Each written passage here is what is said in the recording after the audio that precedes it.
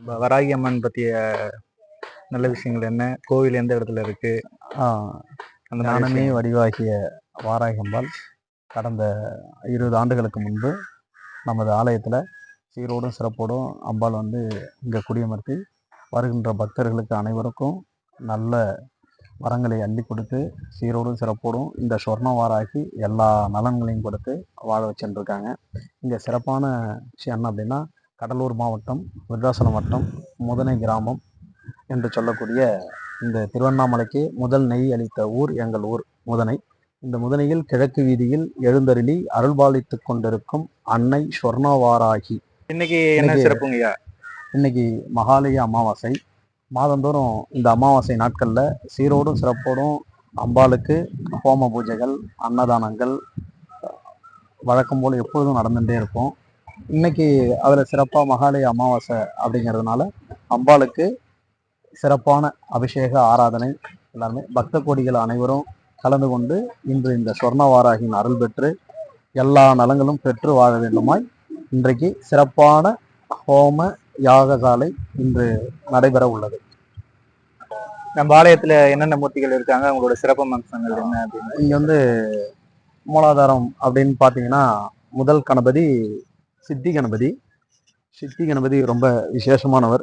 சித்தி கணபதி நம்மளுடைய வாழ்க்கையில என்ன விஷயங்கள் நம்ம நினைக்கிறோமோ அதை சித்தி பண்ணி கொடுக்கக்கூடியவர் தான். 64 கணபதியில முதன்மையான ஒரு கணபதி சித்தி கணபதி. சித்தி கணபதி நம்மளுடைய ஆலயத்தை முதல் கணபதியா அமர்ந்திருக்கார். சித்தி கணபதி சீரோடும் சிறப்போடும் இங்க, அதாவது தேய்பிரை சதுர்த்தி நன்னாளில் சித்தி கணபதிக்கு அபிஷேக ஆராதனை எப்போதும் போல நடந்துட்டு இருக்கும். அதன் பொருட்டு இங்க உஜ்ஜிஷ்ட கணபதியும் நாம் இங்க பிரார்த்தனை பண்ணிட்டு உஜ்ஜிஷ்ட கணபதி சிலையும் வார்ப்பு சிலையா நம்ம வச்சிருக்கிறோம். ஐம்பொன் சிலையா அவருக்கும் அபிஷேக ஆராதனை நம்ம வளர்பிறை சதுர்த்தி, தேய்பிரை சதுர்த்தி இந்த நன்னாளில் எப்பவும் அபிஷேக ஆராதனை எப்பவும் போல நடந்துட்டு இருக்கும். அதன் பிறகு பாலமுருகன் எப்போதும் போல சஷ்டி அன்னைக்கு சீரோடும் சிறப்போடும் அவருக்கும் அபிஷேக ஆராதனை எப்பவும் போல பாலமுருகனுக்கு நடந்துகிட்டு இருக்கும். சஷ்டி நன்னாளில் எப்பவும் போல அவருக்கும் விசேஷமான பூஜைகள் நடக்கும்.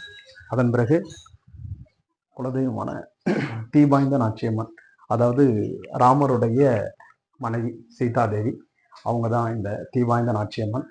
தீபாய்ந்த நாச்சியம்மன் இவங்களுடைய இந்த தீபாய்ந்த நாச்சியம்மன் அப்படின்னாலே எல்லா அவதாரமும் அடங்கிய ஒரு தெய்வமாக எல்லாரும் வணங்குவாங்க. அஷ்டலட்சுமியும் உங்களோட தான் அடங்கியிருக்காங்க. இந்த தீபாய்ந்த நாச்சியம்மன் சீதாவனுடைய, அதாவது ராமருடைய மனைவி சீதாதேவி தான் இந்த தீபாய்ந்த நாச்சியம்மன். அதனால இந்த ஆலயம் 33 ஆண்டுகளுக்கு முன்னாடி எங்கள் குலதெய்வமாக எங்களுடைய முன்னோர்கள் வணங்கிட்டு இருந்தாங்க. அதன் பிறகு எல்லா மக்களும் வணங்கிட்டு இருந்தாங்க.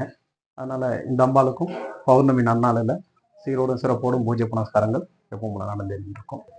ராமர், லட்சுமணன், சீதாதேவிக்கு எல்லா உதவிகளும் செய்து கொண்டிருந்த ராமனுக்கு எல்லா உதவிகளும் செய்து கொண்டிருந்த ஆஞ்சநேயர், அதாவது பால ஆஞ்சநேயராக நாங்கள் வணங்குறோம்.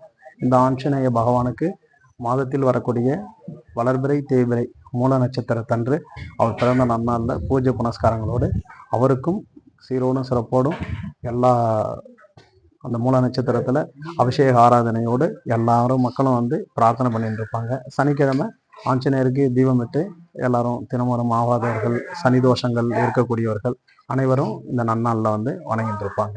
வடிவாகிய அம்பாள் வாராகி அம்பாள். எங்களுக்கு இந்த அம்பாள் எல்லா ஆலயத்திலும் வலது கால, அதாவது வலது காலை மடித்து இடது காலை தான் கீழே வச்சிருப்பாங்க. இங்கே அம்பாள் சொர்ண வாராகி, அதனால இடது காலை மடித்து வலது காலை கீழே வச்சிருப்பாங்க. ஒரு வீட்டுக்கு ஒரு பெண் போகணும் அப்படின்னா வலது காலை எடுத்து வச்சு தான் போகணும். அப்போ தான் அந்த வீடு சுபிட்சமாக இருக்கிறதா சொல்லுவாங்க. ஏன் அப்படின்னா வலது பாகம் லட்சுமணனுடைய பாகம் அப்படின்னு சொல்லுவாங்க. அதனால் இங்கே இருக்கக்கூடிய ஞானமே வடிவாகிய எங்களது தாய் அம்பாள் வாராகி அம்பாள் சொர்ண வாராகியாய் இங்கு வீற்றிருக்கின்றார்கள். பஞ்சமி தேதி நல்லாளில் எல்லாரும் இந்த தேங்காயில் தீபம் போட்டு அம்பாளை வழிபட்டு மனதார எங்களுடைய வாழ்க்கையில் இருக்கக்கூடிய பஞ்சங்கள் விலகணும்னு சொல்லி அம்பாளை மனதார பிரார்த்தனை பண்ணிப்பாங்க. அதாவது துன்பங்கள், துயரங்கள், வறுமைகள், கஷ்டங்கள் கடன், நோய் நொடி பிணிகள் அத்தனையும் தீர்க்கக்கூடிய வல்லமை பெற்ற தாய் அம்பாள் வாராகி தேவி. அம்பாள் அதிலும் முதன்மையான தெய்வமாக, அதாவது ராஜராஜேஸ்வரிக்கு போர்படை தளபதியா இந்த அம்பாள் வாராகி அம்பாள் இருந்தாங்க. அதனால அம்பாளை நினைத்து இந்த பஞ்சமி தேதியில் வழிபடுவோருக்கு அவரவர் இல்லத்திலும் பஞ்சங்கள் விலகி அவரவர் இல்லத்திலும் சொர்ணங்களை அள்ளி கொடுக்கக்கூடிய சொர்ண வாராகிய அம்பாளாய் இந்த ஆலயத்தில் என்றைக்கும் எந்நாளிலும் இருந்து மக்களுடைய பிரச்சனைகளை தீர்த்து அவர்களுக்கு சொர்ணங்களையும் செல்வங்களையும் வாரி வழங்கி அவளுடைய துன்பத்தை நீக்கி அவர்களுடைய நோய் நொடிகள் பிணிகள் அத்தனையும் நீக்கி மாதம் வருகின்ற அமாவாசை நன்னாளில் மிகப்பெரிய யாக ஹோம பூஜைகள் அம்பாளுக்கு நடந்தேறும். எல்லா பக்த கொடிகளும், வெளியூரிலிருந்து வரக்கூடிய பக்த கொடிகள், எல்லா பக்த கொடிகளும் இருந்து இரவு தங்கியிருந்து யாக ஹோம பூஜைகள் அன்னதானங்கள் அனைத்தையும் பார்த்துவிட்டு விடியற் காலையில் முதல் பேருந்தில் செல்லும் வசதியும் இங்கு உள்ளது. அம்பாள் வாராகி அம்பாளின் அருளை பெற்று சீரோடும் சிறப்போடும் வாழ வேண்டுமாய் சொர்ண வாராகியின் அருளோடு பிரார்த்தனையை முடிக்கின்றேன்.